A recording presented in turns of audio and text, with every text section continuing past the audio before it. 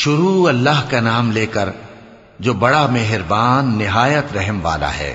بکھیرنے والی ہواؤں کی قسم جو اڑا کر بکھیر دیتی ہیں، پھر پانی کا بوجھ اٹھاتی ہیں، پھر آہستہ آہستہ چلتی ہیں، پھر اس چیز کو یعنی بارش کو تقسیم کرتی ہیں کہ جو وعدہ تم سے کیا جاتا ہے وہ یقیناً سچا ہے، اور انصاف کا دن ضرور واقع ہوگا۔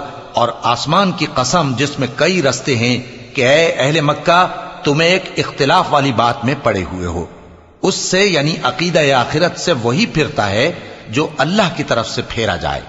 اٹکل دوڑانے والے ہلاک ہوں جو بے خبری میں بھولے ہوئے ہیں، پوچھتے ہیں کہ جزا کا دن کب ہوگا؟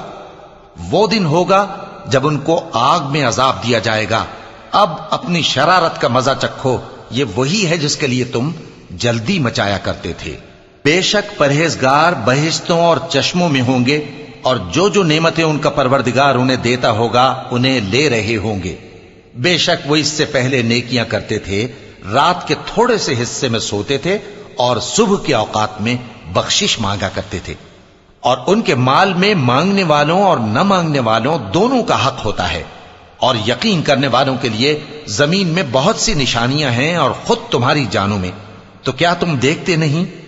اور تمہارا رزق اور جس چیز کا تم سے وعدہ کیا جاتا ہے آسمان میں ہے، تو آسمان اور زمین کے مالک کی قسم یہ اسی طرح قابل یقین ہے جس طرح تم بات کرتے ہو۔ اے نبی، کیا تمہارے پاس ابراہیم کے معزز مہمانوں کی خبر پہنچی ہے؟ جب وہ ان کے پاس آئے تو سلام کہا، انہوں نے بھی جواب میں سلام کہا۔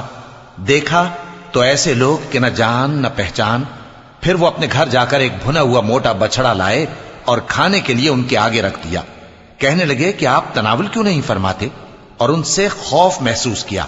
انہوں نے کہا کہ خوف نہ کیجے، اور ان کو ایک دانش مند لڑکے کی بشارت سنائی۔ تو ابراہیم کی بیوی چلاتی آئیں اور اپنا منہ پیٹ کر کہنے لگیں کہ ایک تو میں بڑھیا، اوپر سے بانجھ۔ انہوں نے کہا تمہارے پروردگار نے یوں ہی فرمایا ہے، وہ بے شک صاحب حکمت ہے، خبردار ہے۔ ابراہیم نے کہا کہ فرشتوں، اب تمہارا اصل کام کیا ہے؟ انہوں نے کہا کہ ہم گناہگاروں کی طرف بھیجے گئے ہیں تاکہ ان پر گارے کی پتھریاں برسائیں جن پر حد سے بڑھ جانے والوں کے لیے تمہارے پروردگار کے ہاں سے نشان کر دیے گئے ہیں۔ پس وہاں جتنے مومن تھے ان کو ہم نے نکال لیا، پھر اس بستی میں ہم نے ایک گھر کے سوا مسلمانوں کا کوئی گھر نہ پایا، اور جو لوگ عذاب علیم سے ڈرتے ہیں ان کے لیے ہم نے وہاں نشانی چھوڑ دی۔ اور موسیٰ کے حال میں بھی نشانی ہے، جب ہم نے ان کو فرعون کی طرف کھلا ہوا معجزہ دے کر بھیجا تو اس نے اپنی قوت کے گھمنڈ پر منہ موڑ لیا اور کہنے لگا یہ تو جادوگر ہے یا دیوانہ۔ تو ہم نے اس کو اور اس کے لشکروں کو پکڑ لیا اور ان کو سمندر میں پھینک دیا، اور وہ کام ہی قابل ملامت کرتا تھا۔ اور عاد کی قوم کے حال میں بھی نشانی ہے، جب ہم نے ان پر نامبارک ہوا چلائی، وہ جس چیز پر چلتی اس کو ریزہ ریزہ کیے بغیر نہ چھوڑتی۔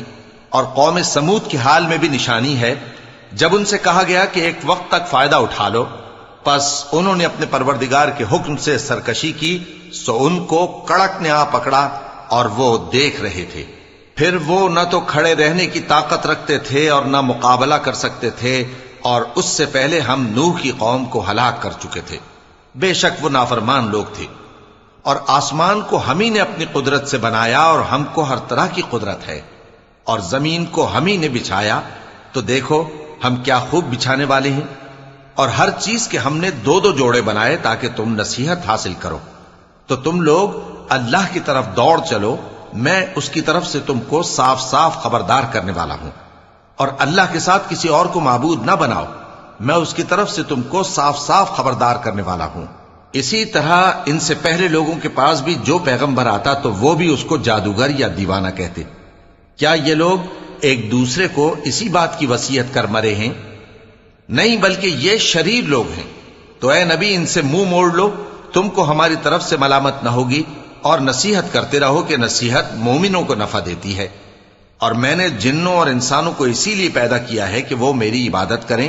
میں ان سے رزق تو نہیں مانگتا، اور نہ یہ چاہتا ہوں کہ وہ مجھے کھانا کھلائیں۔